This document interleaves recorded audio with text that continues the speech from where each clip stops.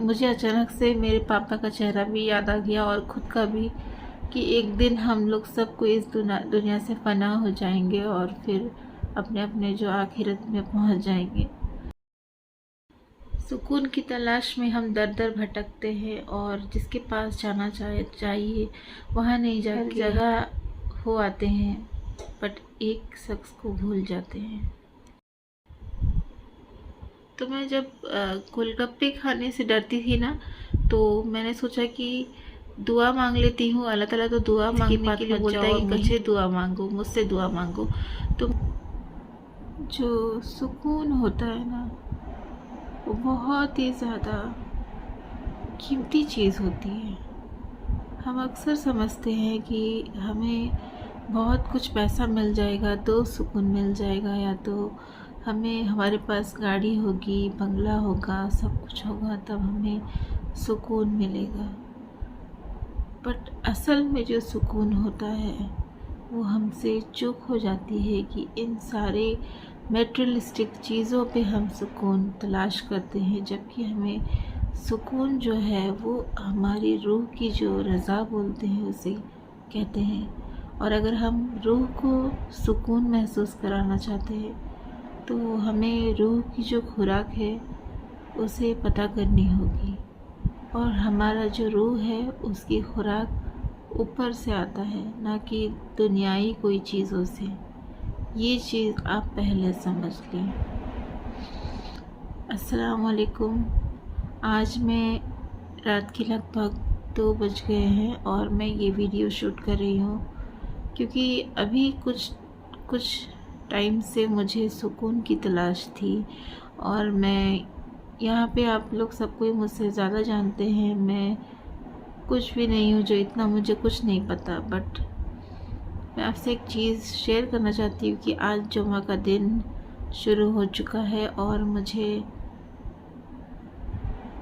अंदर से बहुत बेचैनी हो रही थी। और हाल ही में मेरी फूफा जी का इंतकाल हुआ है, तो अचानक से मैंने कब्रिस्तान के बाहर जब दुआ किया था उनके लिए, तो मैंने एक फ़ोटो वहाँ पे ली थी ताकि मैं अपनी फूफी को दिखा सकूँगी। वो फ़ोटो मैं सोची थी कि डिलीट कर लूँगी, लेकिन मैं भूल गई थी और अचानक से फ़ोन स्क्रॉल करते करते वो फ़ोटो एकदम से मेरे आँखों के आगे आ गया। और उसके बाद फिर जो मैं रोई हूँ,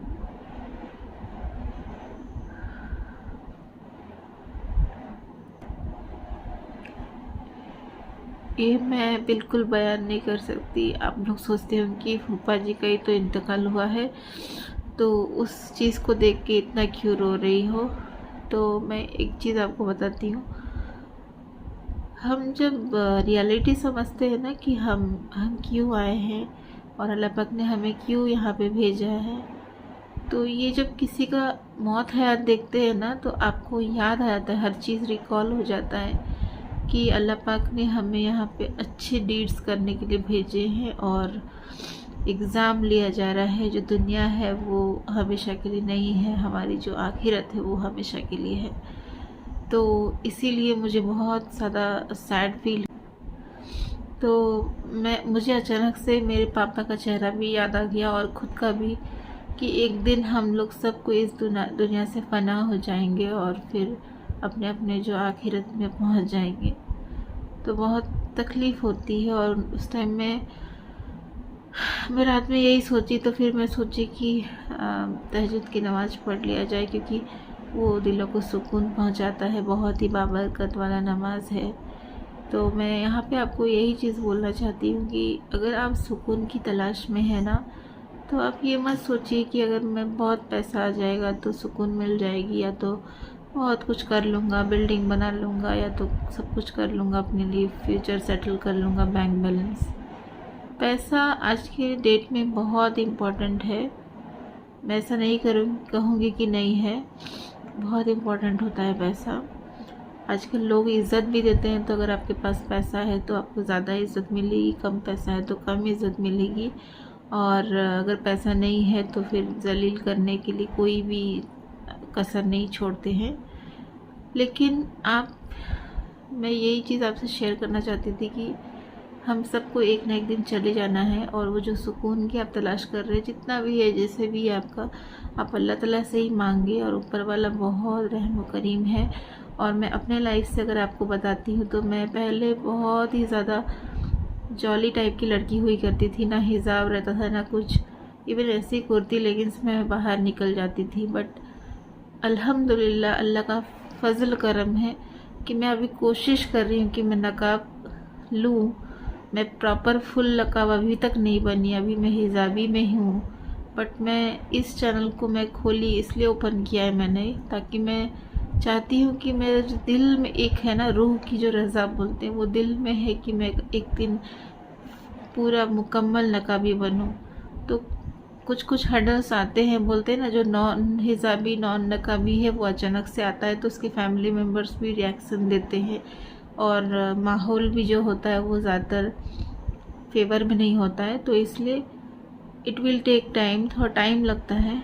बट अगर आपको अंदर से नहीं सुकून, अगर आपको महसूस नहीं होता है, तो धीरे धीरे अपने आप को तब्दीली करें, और अल्लाह की ज़ात से ही दुआ मांगे, और बहुत रहम वाला है। मैं आपको बता रही हूँ कि अगर आपको पैसों की तंगी है, या तो आपको औलाद नहीं है, या तो कुछ भी परेशानी बीमारी से जूझ रहे हैं, तो आप ना अकेले में तहज्जुद के टाइम में दुआ कीजिए, और बहुत दिल से रो रो के दुआ कीजिए।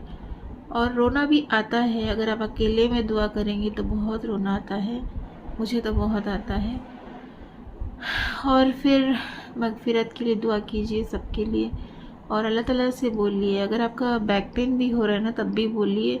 मैं आपको बता रही हूँ कि मेरा बैक पेन भी जब होता था तब भी मैं अल्लाह पाक से बोलती थी कि अल्लाह पाक मुझे बहुत। और सबसे मज़े की बात मैं आपको बता रही हूँ, मुझे गोलगप्पे खाने का बहुत शौक़ है।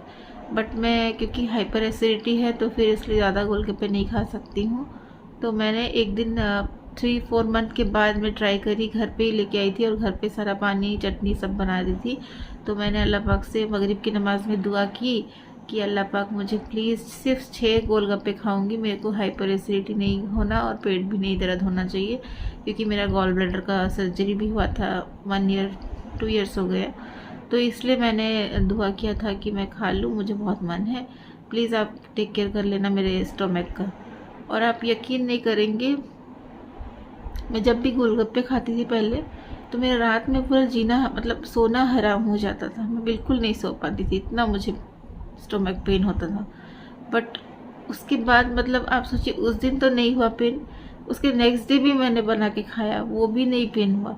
तो मैं वही बोली कि देखिए अल्लाह कितना रहम वाला है, एक गोलगप्पे का पेन ना हो पेट में, वो भी अल्लाह ताला फटाफट कबूल करता है। और मैं कभी कभी सोचती हूँ कि जो मक्का मदीना लोग जाते हैं, उसमें जो दुआएं मांगते हैं, पूरे दुनिया से लोग दुआ मांगते हैं, तो सोचिए ना अल्लाह पाक कितना, मतलब कितना बड़ा है कि हर कोने कोने से जितने लोग उससे दुआ मांगते हैं, चुटकियों में उनकी दुआओं को कबूल अता फरमाता है। और दुआ जब नहीं भी कबूल अता फरमाता तो कोई परेशानी आपसे आने वाली रहती है, उसे टाल देता है, या तो आखिरत में देगा आपको उसका अज़र। बट हाँ, मैं वही बोलती हूँ, दिल की सुकून के लिए सबसे बेस्ट है कि आप सब्र करें। इन्नल्लाहु मा साबिरीन पढ़ें, जब भी आपको बेसब्री लगे, इम्पेशेंट हो जाएं आप, तो इन्नल्लाहु मा साबिरीन पढ़िएगा।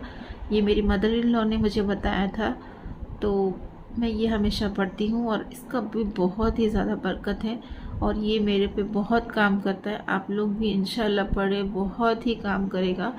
और ये जुमा का दिन में आप इसे नमाज में दुरूद पाक जितना भी आप दिन भर पढ़िए, उसके बाद फिर सूरह कहफ सूरह जुम्मा पढ़िए सुबह के टाइम में, और असर की नमाज के बाद दुआ कीजिएगा। जुम्मा के दिन असर की नमाज के बाद जो दुआ मांगी जाती है वो बिल्कुल रद्द नहीं की जाती है। कोशिश करें कि जब आप दुआ मांगे तो आप थोड़े से लोगों से अलग होके मांगे, जो कोई कॉर्नर पकड़ ले जहाँ पे भीड़ ना हो, ताकि आप दिल से अल्लाह ताला को अपने दिल की बात बता सके और रो रो के बता सके।